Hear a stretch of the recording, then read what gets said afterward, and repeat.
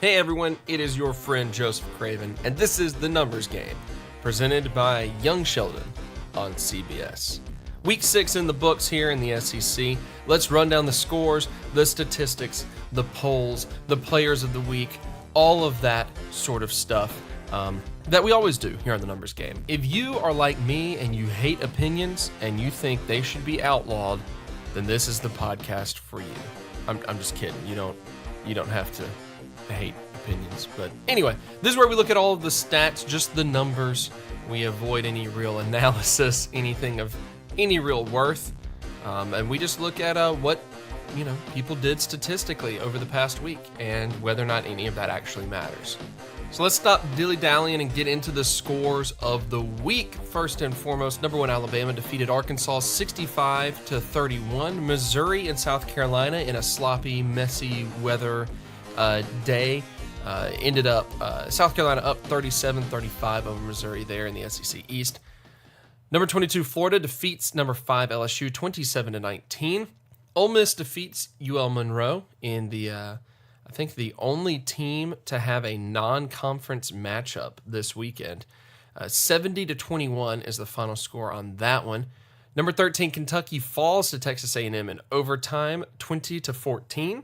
Number 2, Georgia handles business 41-13 over Vanderbilt. And Mississippi State defeats number 8, Auburn 23-9. Let's look at some of the individual statistics from those games. First up, Alabama and Arkansas. On the losing side of things, Cole Kelly and Ty Story both saw playing time for the Razorbacks. Technically speaking, Story saw the most. He completed 25 of 39 passes for 230 yards, 2 touchdowns, 1 interception on the day.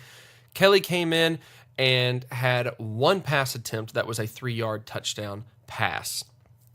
That play came in the second quarter where Kelly looked like he was about to try to run for a touchdown and then decided to pass it instead. Kelly being used a lot in goal line situations for the Razorbacks running backs, whatever, for kind of pushing the ball in at the very end.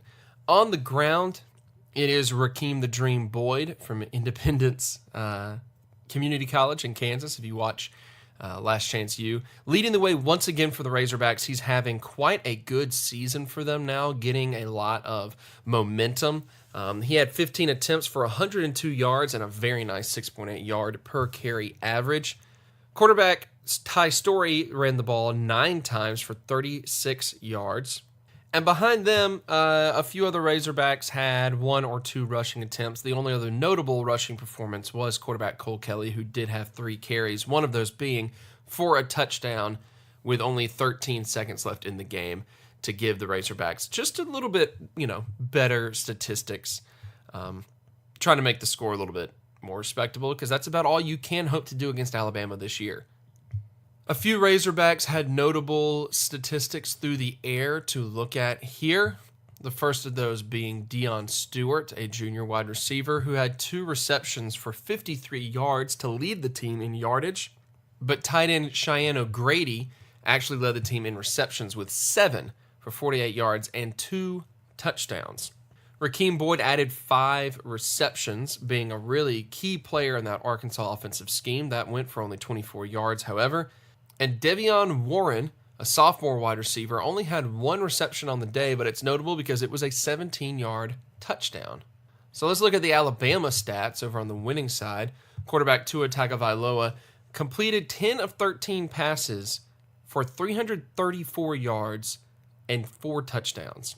Let that sink in for just a moment. That's 10 completions, averaging 25.7 yards per completion, and 40% of those completions were touchdown passes. Needless to say, Tua didn't end up playing the entire game. Jalen Hurts came in, completed 4 or 5 passes for 59 yards. On the ground, Damian Harris led the way with 15 rushing attempts for 111 yards and 2 touchdowns. Najee Harris, 7 attempts, 63 yards. Jalen Hurts had 4 rushes for 35 yards. Brian Robinson Jr. had 6 carries for 23 yards, 1 touchdown. Josh Jacobs, there you go, I was trying to combine their names, 5 carries for 10 yards and 1 touchdown. On the ground as well. Ooh, goodness. Through the air, it was, no surprise, Jerry Jeudy leading the way with 4 receptions, 135 yards, and 2 touchdowns. Irv Smith Jr., 2 catches, 123 yards, 1 touchdown. And then the strangest statistic on the day, probably, is Henry Ruggs III having 1 catch on the day for 33 yards. However, he did have a touchdown that was off of a fumble recovery when Irv Smith Jr. fumbled and Ruggs took it in 12 yards to complete the play. Flipping over to the SEC East, of course, South Carolina defeated Missouri 37-35 in a game that had all kinds of strange weather patterns and delays and just anything and everything. It was an odd game. Let's look on the losing side. We talked about this a little bit in our big episode this week. If you like opinions, then you'll know these stats already. If you hate opinions, let me give them to you right now. Missouri quarterback Drew Lock completed 17 of 36 passes for 204 yards and 2 interceptions, probably his worst performance on the year. However, it was the Missouri Tigers' run game that really kept them in this competitively. Demaria Crockett had 20 carries for 154 yards and a touchdown. Larry Roundtree III, 13 carries, 90 yards, and 2 touchdowns on the ground. And freshman Tyler Beatty had 6 carries for 45 yards. All in all, the Tigers rushing the ball for almost 300 yards of total rushing yardage. I said that poorly, but you get the picture. There were no touchdowns through the air for the Missouri Tigers. However, they did have a few players with some notable receiving numbers. In particular, Jalen Knox had 2 catches for 50 yards, a nice 25-yard average, and Jonathan Johnson had 3 receptions for 40 yards. On the winning side, however, it was, surprise, surprise, backup quarterback Michael Scarnecchia, who actually got the start, of course, because of the injured Jake Bentley, and had a good game through the air, 20 completions on 35 attempts for 249 yards and 3 touchdowns. On the ground, Rico Dowdle had 53 yards on 21 carries. Tyson Williams, 15 carries for 51 yards. Deebo Samuel had 4 catches for the Gamecocks. That went for 88 yards, 1 touchdown. Brian Edwards, 7 catches for 73 yards and 2 touchdowns. So the Gamecocks actually able to outthrow the Missouri Tigers in this matchup. A stat line that I don't think many people saw coming. Speaking of not seeing much coming, how about Florida taking care of LSU 27-19? Not the most dynamic offensive performance from either team, but that's not how either team's really looking to win games this year anyway. Let's look at the offensive statistics here. Joe Burrow of LSU completed 19 of 34 passes for 191 yards and 2 interceptions, his first 2 interceptions on the entire season.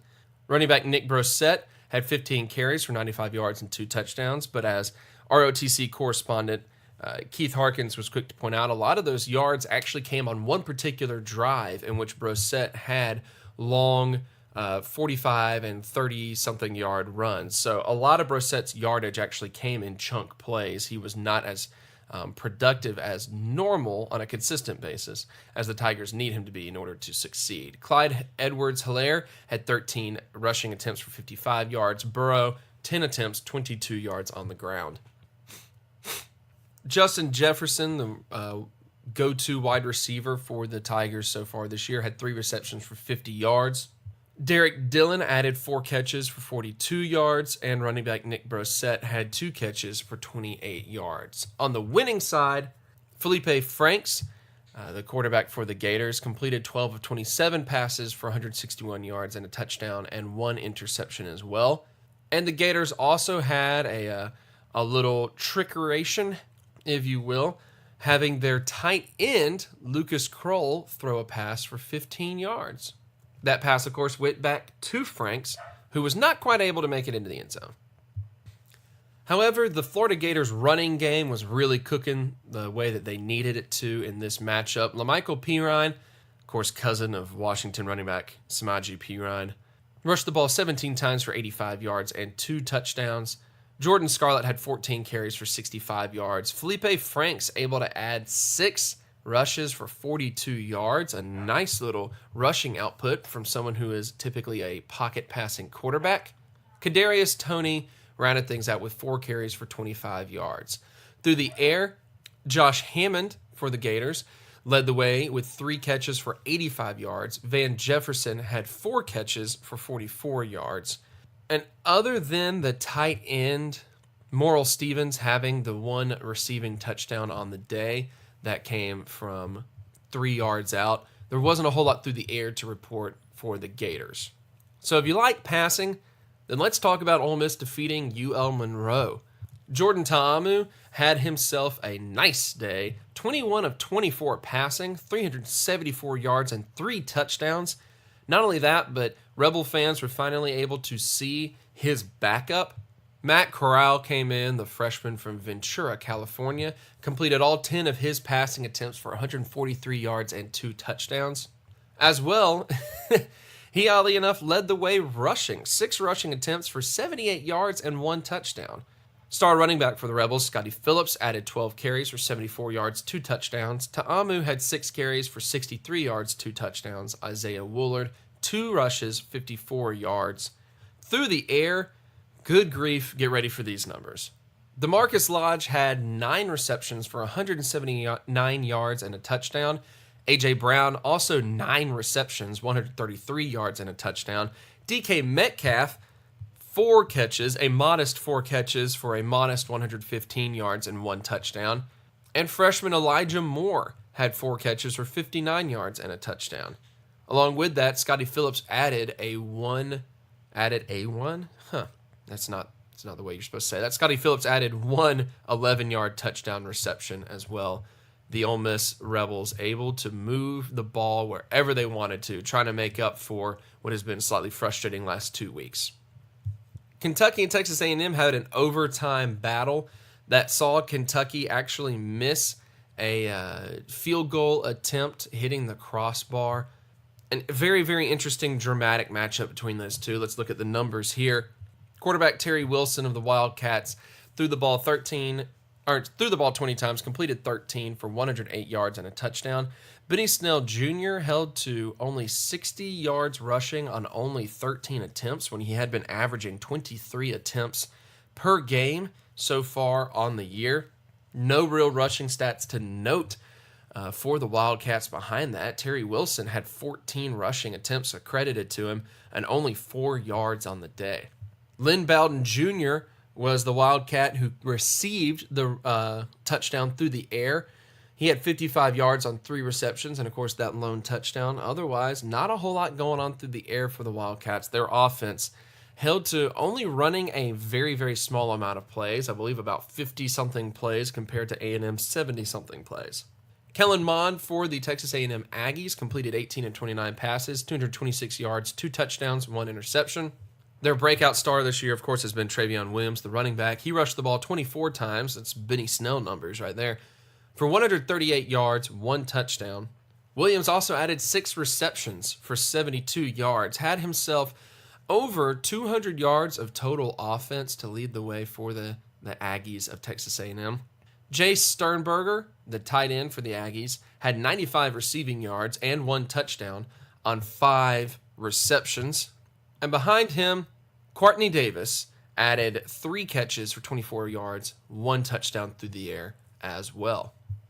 And it was Travion Williams' 10-yard run in overtime that sealed the victory for the Aggies, upsetting the Wildcats, who were having a very, very good season up till now, still having a very good year, but not the type of result they wanted. Georgia defeated Vanderbilt 41-13. On the losing side of things, Kyle Shermer had a quiet day compared to what he's been able to do this season. 14 of 28, passing with 169 yards, no touchdowns. Mo Hassan came in and threw 2 passes, completing both for 14 yards as well. Keyshawn Vaughn had 9 rushing attempts for 79 yards, but very quiet for the Commodores behind that. Jamari Wakefield and Kyrie Blasingame, quiet days on the ground. Wakefield, 8 carries for 25 yards. Blasingame, 6 carries for 20 yards. And it was actually Josh Crawford, another running back, who had the lone rushing touchdown for the Commodores. He had 5 carries for 18 yards. And, of course, that 1 touchdown there. Nothing terribly noteworthy through the air for the Commodores, which is pretty rare. for them. Of course, they're running up against a very good pass defense with the Georgia Bulldogs. C.J. Bowler from Purvis, Mississippi, a freshman for the Commodores, actually led the way with 46 yards on 4 receptions. But behind him, Blasingame had 2 catches for 30 yards, and there's no one else really of note. A couple of guys having 26 or 21 yards, and that's about it. Really shut down the Commodores were on offense. Most of their points came off of field goals. Kicker Riley Guay had a 25-yarder in the first quarter, a 42-yarder in the second, before Josh Crawford had his 2-yard touchdown run at the very end of the game in order to bring their total up to 13 points. For the Georgia Bulldogs, Jake Fromm completed 17 of 23 passes, 276 yards, 3 touchdowns. We saw Justin Fields come in, throw 6 passes, complete 3 of them for 53 yards. And we actually saw a third quarterback for the Georgia Bulldogs, Matthew Downing, a freshman from Alpharetta, Georgia. He completed 1 pass on 2 attempts for 12 yards. On the ground, it was Elijah Holyfield with 6 rushing attempts for 64 yards and a touchdown. James Cook had 7 carries for 56 yards. DeAndre Swift, 7 carries for 50 yards. Brian Herrion, 2 carries, 19 yards, and 1 touchdown on the ground. The Bulldogs really spreading out the load when it comes to rushing the ball in this particular matchup. Through the air, had a couple of good performances. Terry Godwin, 2 catches for 95 yards and 1 touchdown. Riley Ridley, 5 receptions, 57 yards, and 1 score. And running back DeAndre Swift had 4 catches for 49 yards and 1 touchdown as well. Behind them, Mecole Hardman, 4 catches, 45 yards. And Charlie Warner, 2 catches, 41 yards. To round out the day for the Georgia Bulldogs. Georgia's scores came off of a 75-yard Terry Godwin reception, a 24-yard Elijah Holyfield run, a 10-yard Riley Ridley reception, a 35-yard DeAndre Swift reception, a 53-yard Rodrigo Blankenship field goal, and Brian Herrion actually got a fumble return for his touchdown on the day. Rodrigo Blankenship added a 28-yard field goal after that. Finally, the Mississippi State Bulldogs upset the number 8 Auburn Tigers 23-9.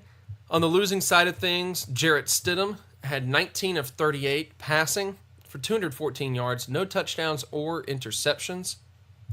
Jatarvius Whitlow led the way on the ground with 8 rushing attempts for 88 yards, a lot of those coming on one particular drive that sadly ended in a fumble for Whitlow, kind of ruining his day on what was shaping up to be a decent outing. Anthony Schwartz, a wide receiver, had 1 17-yard carry for the Tigers, and behind them, no one else noting anything of interest on the ground. A rough day running the ball for Auburn. Through the air, they did have a little bit more luck, at least 2 particular players. Ryan Davis had 8 catches for 91 yards, and Darius Slayton 4 catches for 58 yards. But, of course, Auburn unable to get into the end zone, all of their points coming off of Anders Carlson field goals. He had a 47-yarder in the first quarter, a 38-yarder in the third quarter, and a 24-yarder in the fourth. On the other side of things, the Mississippi State Bulldogs only attempting 17 passes. Nick Fitzgerald completing only 9 of those for 69 yards. He did have 1 nasty interception. However, it was the running game that the Bulldogs returned to and found a lot of success in. Fitzgerald carrying the ball 28 times for 195 yards and 2 touchdowns, of course becoming the leading quarterback rusher in the history of the Southeastern Conference. Pretty notable goal considering the SEC has been around for a long time, and it used to be really popular to run triple option offenses. Wishbones used to be the only way that people played football, the way God intended. Running back Kylan Hill also had the hot hand or hot foot. I don't know what you call it for a running back. He carried the ball 23 times for 126 yards. Senior Aries Williams had 5 rushing attempts for 32 yards. That's a 6.4-yard average. If not for Fitzgerald and Hill running the ball well, Williams probably would have seen more playing time. Obviously, when you only complete 9 passes, there's not a lot to talk about in the receiving department for the Mississippi State Bulldogs. But let's be honest, hasn't been a whole lot to talk about in the receiving department for the Mississippi State Bulldogs, even when they've thrown the ball well. So now that we've got the scores and the individual statistics for the week out of the way, let's look at the polls and see where things stand right now. No changes at the top of the polls. Alabama and Georgia sit at 1 and 2 in both the AP and the coaches poll. If you run down the list, LSU drops out of the top 10. They're down to 13 in the AP, moving down 8 spots, and 12 in the coaches poll, moving down 6 spots. Florida climbs up 8 spots in the AP poll, moving up to 14. They are at 16 in the coaches poll after being not ranked last week. Kentucky drops 5 spots in the AP poll to number 18, and 5 spots as well in the coaches, down to number 20. Auburn, the big mover in this particular week's poll, dropping 13 spots in the AP poll to number 21. And 12 spots in the coaches, also to number 21.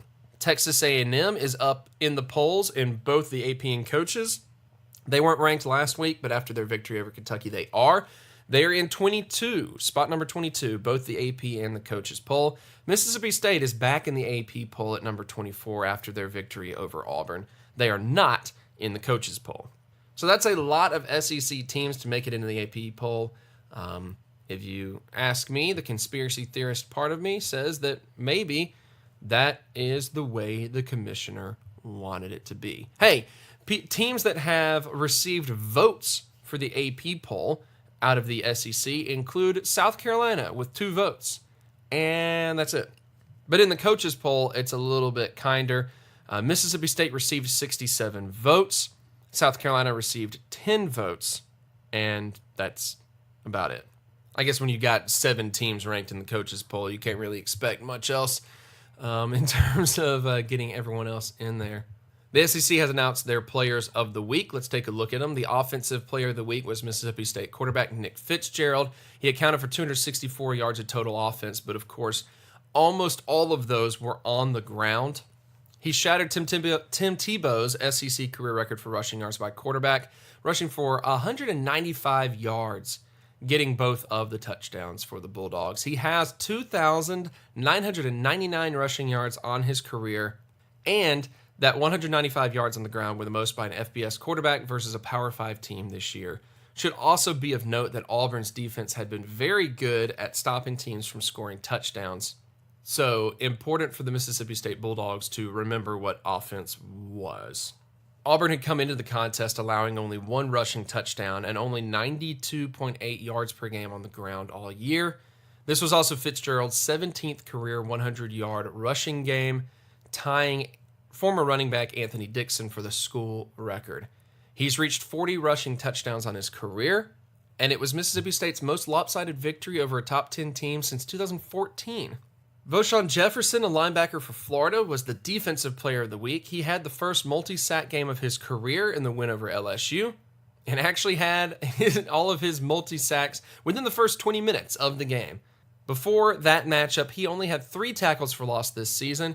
He ended up with 3 tackles for loss in the first 20 minutes against LSU, as that Florida pass rush just absolutely threw the Tigers off almost the entire game.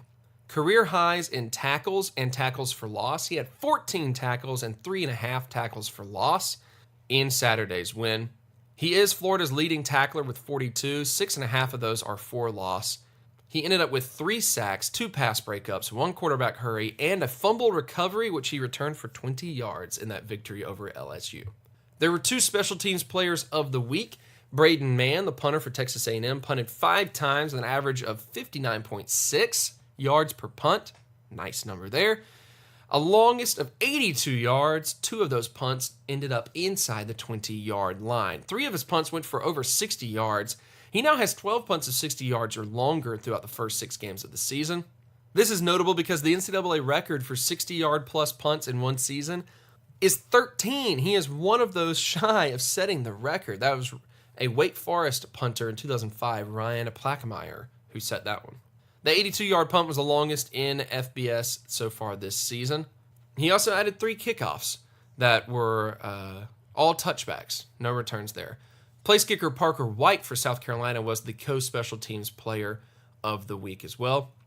He had 3 field goal attempts, connecting from a season-long 42 yards on 2 different occasions and a 33-yard game winner with just 2 seconds remaining to lead the Gamecocks to victory over the Missouri Tigers. All 3 of those field goals actually gave South Carolina the lead. The first one put them up 24-23, the second one put them up 34-32, and the last one, of course, won the game for him 37-35. It was the second game winner in his career. The freshman of the week was J.C. Horn, a defensive back from South Carolina. He's a true freshman from Alpharetta, Georgia. It seemed like I've said the name of that city already. That's very strange. He was credited with 4 pass breakups in the contest, also logging 3 tackles, including a key diving trip, forcing Demaria Crockett to step out of bounds on the 11-yard line when he was almost in for a touchdown.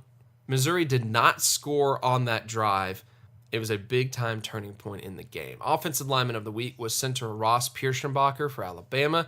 He graded out at a team-high 93%. I don't understand what offensive line grades are, so I'm glad that he did a good job with it. He was accounted for 4 knockdown blocks, which I do understand what those are. Alabama rushed for 246 yards and 5 touchdowns on the ground, of course, piling up 639 yards of total offense, a season high for them. They had 393 passing yards and did not give up a sack on the game. Pierschenbacher himself did not allow a quarterback pressure, and he did not commit a penalty in 56 snaps where he was on the field. Alabama's offensive line continuing to control the line of scrimmage, allowing only 0.67 sacks per game. So almost like a half sack a game, and that's it. Defensive lineman of the week was Montez Sweat of Mississippi State. He had 3 sacks for a loss of 27 yards, including forcing a fumble and adding 2 quarterback hurries that forced incompletions. He was the first Bulldog with 3 or more sacks in a game since Willie Evans had 3 versus Tulane in 2005. Only the 3rd Bulldog in the last 20 years to achieve a 3-sack a game, and the first in a conference game since 1998 when Ed Smith did it against Arkansas. All 3 of those sacks came in the second half when Mississippi State dialed up the pressure to keep Stidham from getting comfortable. Sweat now has 18 sacks for his career, 7th in the history of the Mississippi State Bulldog football program. Pretty notable considering Sweat has only been there for 1 year before this season. This is only his 2nd year. He leads the SEC in sacks, ranked 2nd nationally with 7.5 after that ball game. So that's a good note right there to switch over to the national leaders. The conference leaders for its statistical categories. Coming out of that week 7, we have not a huge amount of change up in the top 5 of the passing numbers. Jordan Ta'amu is still top of the conference and probably will be for as long as the season continues. He's thrown for 1,911 yards. He's thrown for 400 more yards than the second-place player. He's also had 13 touchdowns, 4 interceptions so far, been sacked 10 times. Alabama's Tua Tagovailoa is second in the conference with 1,495 yards. He has 18 touchdowns, no interceptions, only been sacked twice so far. Missouri's Drew Lock is third with 1,487 yards, so just a few yards separating Tagovailoa and Lock. He has 11 touchdowns and 4 interceptions so far, being sacked 4 times. Kellen Mond of Texas A&M is in 4th place, 1,447 yards, 9 touchdowns, 5 interceptions. He's been sacked 20 times. I guess that happens when you're more of a scrambling quarterback than the other guys are. And Vanderbilt's Kyle Shermer is in 5th place with 1,400 yards, 9 touchdowns, 4 interceptions, and 5 sacks so far in the season. Should also be noted that while not throwing any interceptions, Tagovailoa also has completed 75% of his passes on the year so far. There are 5 quarterbacks with double-digit touchdowns so far on the year. That's Tagovailoa in the lead with 18 touchdowns, Felipe Franks of Florida, and Jordan Ta'amu tied with 13, Jake Fromm of Georgia with 12, and Drew Lock with 11. No one else has double-digit touchdowns so far. The rushing leaders, there's been a little bit of shakeup here. Travion Williams of A&M is the rushing leader now with 720 yards and 7 touchdowns on the season. Big-time performance, of course, against Kentucky to put Travion Williams in the 1st place spot. Benny Snell of Kentucky is now in 2nd place. 699 yards, 8 touchdowns. He still is tied for the lead in the conference as far as touchdowns go, with third place Scotty Phillips of Ole Miss, 637 yards, 8 touchdowns there. And they're tied with Nick Brossette in fourth place for LSU, 576 yards and 8 touchdowns there. And then oddly enough, we actually have a quarterback now in the leading rushers. After his almost 200-yard performance, Nick Fitzgerald of Mississippi State is in fifth place in the conference with 513 yards and 7 rushing touchdowns. As mentioned, your rushing touchdown leaders are Benny Snell, Scotty Phillips, and Nick Brossette, with Travion Williams and Nick Fitzgerald being behind them with 7 touchdowns. Notably, Benny Snell, of course, leads the conference in attempts, 128 yards. He's still averaging 5.5 yards per carry. LSU's Nick Brossette has 118 attempts with 4.9 yards per carry. And Travion Williams of Texas A&M has 120 attempts now. That's the second most in the conference. He's averaging 6 yards a carry. Through the air, Ole Miss's A.J. Brown back on top of the yardage leaderboard here. 586 yards on 44 receptions, 4 touchdowns through the air. Jerry Jeudy of Alabama, 23 receptions for 558 yards and 8 touchdowns. He's going to lead the conference in that category there. He's also going to have a very nice 24-yard per reception average. DK Metcalf of Ole Miss has 25 catches for 520 yards and 5 touchdowns, 20.8 yards per reception. Khalija Lipscomb of Vanderbilt, 45 catches, 496 yards and 6 touchdowns. He's in fourth place as far as yardage goes. And in fifth place, it's Emmanuel Hall of Missouri, 18 catches for 430 yards, 3 touchdowns. He's averaging 23.9 yards per catch. As mentioned, Jerry Jeudy is leading the conference in receiving touchdowns with 8. Khalija Lipscomb, Henry Ruggs III, that's an Alabama receiver there. Khalija Lipscomb, of course, of Vanderbilt. They're in second place, tied with 6 touchdown catches. And 3 players are tied with 5. That's tight end Jay Sternberger, the Texas A&M tight end, Brian Edwards, wide receiver from South Carolina, and DK Metcalf of Ole Miss.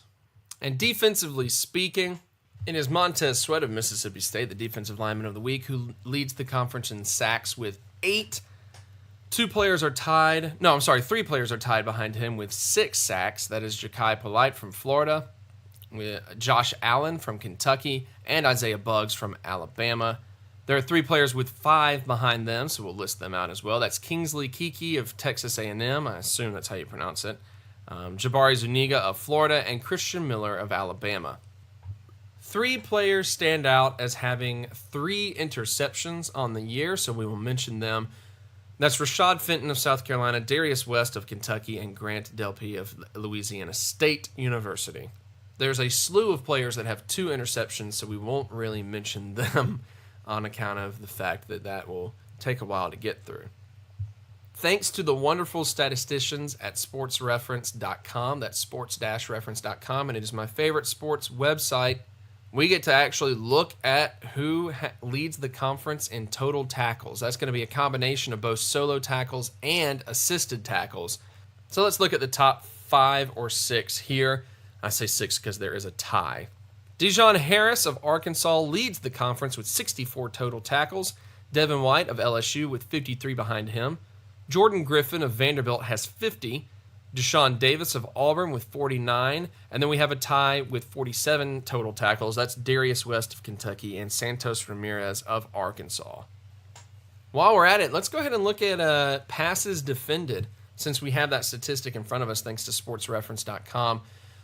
The most interesting, I think, stat that you can kind of look at, or at least one of the more interesting stats that you can look at, because passes defended kind of shows you how good a corner is in coverage. And that goes a long way, because a lot of coverage guys don't get a lot of interceptions because they're too busy, covering and knocking the ball away, that sort of thing. There's a tie for most passes defended so far in the conference. That's Cameron Dantzler of Mississippi State and Christian Fulton of Louisiana State with 7 apiece. A tie behind them, Trevon Diggs of Alabama and DeAndre Baker of Georgia have 6 passes defended. And then a big tie behind them, a list of people that have 5 different passes defended. I'm going to list all of them out. That's J.C. Horn of South Carolina, Javaris Davis of Auburn, I'm sorry about that, DeMarcus Acey of Missouri, Deontay Thompson of Alabama, Darius West of Kentucky, and Charles Oliver of Texas A&M. Those are all players with 5 passes defended. That's a slew of numbers. I loved going over them with you. I hope you enjoyed listening to them. My name's Joseph Craven, but you know it because I'm your friend. This has been the Numbers Game, and we will touch base with you again next week when we look at, once again, all the stats, none of the talking heads that all the sports networks bring to you, including running out the clock. Tune into all of the rest of our podcasts coming out later this week. Okay, bye.